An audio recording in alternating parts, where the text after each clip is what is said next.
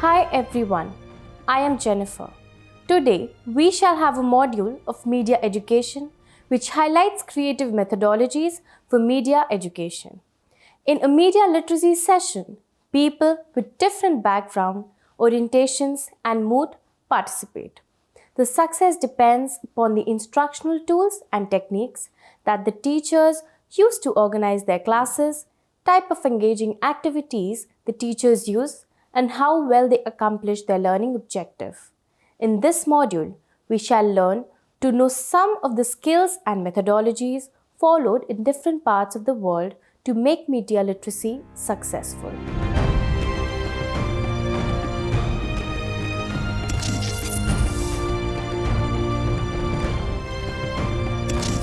In this module, the participants undergo personal awakening and discover new ways of thinking, and develop new habits and behavior as a result of such awakening. Some achieve the result faster and some take time. The content, design and delivery carry equal weight in any training program. Media literacy is a 21st century approach to education.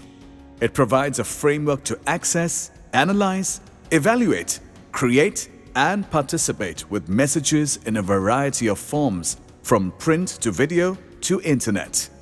Media literacy builds an understanding of the role of media in society, as well as essential skills of inquiry and self-expression necessary for citizens of a democracy. Media literacy as a subject gained importance in countries like USA, Canada, Australia, Philippines, and so on. The benefits of media literacy. It meets the needs of students to be wise consumers of media, managers of information, and responsible producers of their ideas using the powerful multimedia tools of a global media culture. Media literacy engages students, bringing the world of media into the classroom, connects learning with real life, and validates their media culture as a rich environment for learning. Media literacy gives students and teachers a common approach to critical thinking that, when internalized, becomes second nature for life. Our approach should be towards positively directing them towards using media, because media is inevitable. They have been born with it, they're going to live with it. Media literacy increases the ability and proficiency of students to share, communicate, express, and disseminate their thoughts and ideas, feelings and experiences in a wide range of print and electronic media forms. Media literacy's learning process transforms teaching and inspires the teacher to learn along with the students. The process skills that the students pick up during media literacy sessions equip them to analyze any message in any media and empowers them to live all their life in a media-saturated culture. Media literacy not only benefits the individual student but the entire society by providing tools and methods that encourage respectful discourse that leads to mutual understanding and builds the citizenship skills needed to participate in and contribute to the public debate. Media literacy makes the students more efficient at filtering what they see and hear when millions of information reach them every second through media. How do I recognize fake news? False news spreads faster, farther, and deeper than real news in media, especially on Twitter. Students need to read past the headline, check the date and author credentials, gauge the tone and language, and identify biases. It takes more time, but it is a useful way of confirming if the news is fake or true. How important it is to use multiple sources to debunk fake news. When trying to spot fake news, the first thing a student should do is check other sources for the same story. But this is more about truth and numbers. Since different sources report different details in varying levels of depth, students will gain a fuller, more accurate perspective on an issue when they read, listen, or view more widely. Let them create a poster listing different kinds of sources, including the reliable and not so reliable ones, and learn from it. How do I gauge tone and language in media? There is a difference between credible and non-credible language, whether it's written or spoken. The students are taught to develop a ear for it. People are likely to believe what they read or hear when the language sounds flowery with exaggeration. This means we need to make students good writers, speakers, and good communicators. They can then easily identify fake news. Should I be careful about the figures and numbers in media? Evaluating words often requires evaluating numbers too. A close look at numbers can reveal the generalization of a very small data. It's crucial that we learn to judge the math behind the message. Use infographics to illustrate how numbers can trick the mind into buying. Hold a discussion on how false figures influence our perception and lead us to believe some messages over others. How to understand images in advertisements?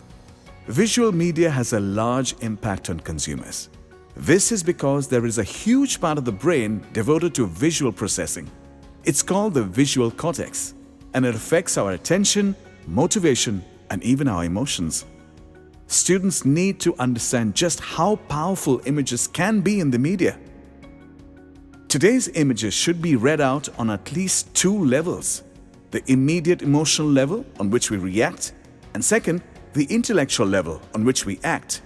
We need to understand the technique to recognize both the levels. Then we won't be influenced by images that easily. Being a student, is it important to develop multimedia skills? Students need to know how to use different types of tools, both separately and together. The text, audio, video through social media, and interactive media. We have books, newspapers, film, and TV. We have blogs and vlogs. We need to prepare students for all kinds of media. How can I recognize bias in media and overcome it? Students need to recognize the channels that highlight different kinds of facts, contexts, or tones.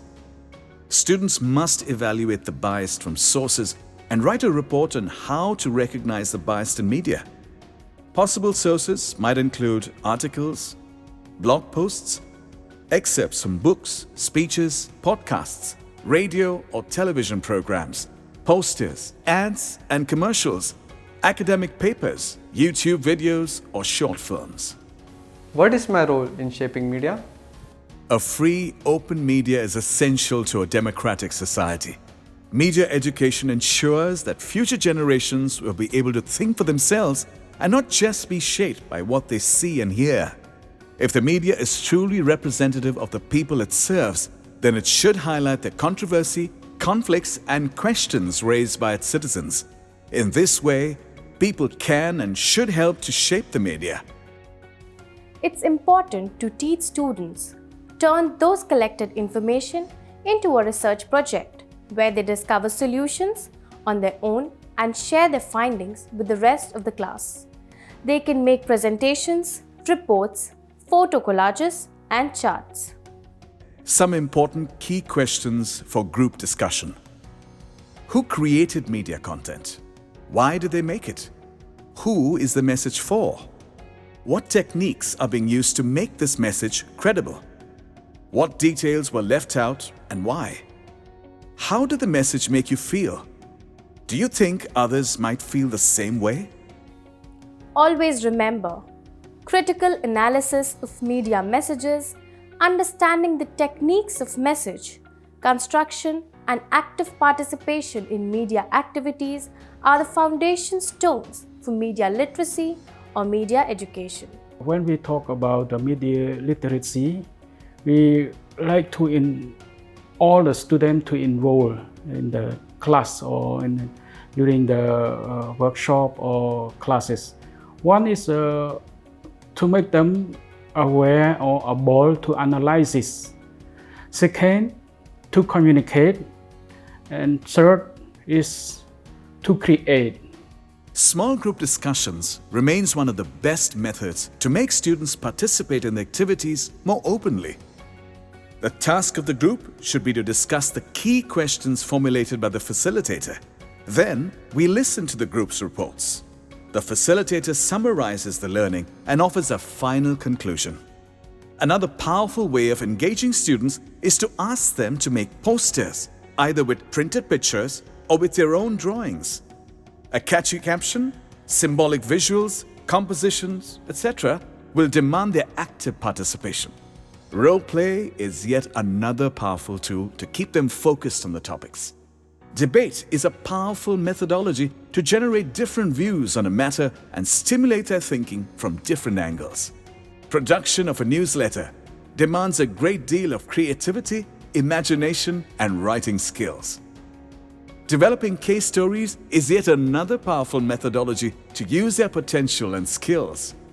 I hope this module of media education gave you some knowledge on creative methodologies for media education. Let's make use of these creative methodologies to find out fake contents and make media literacy meaningful.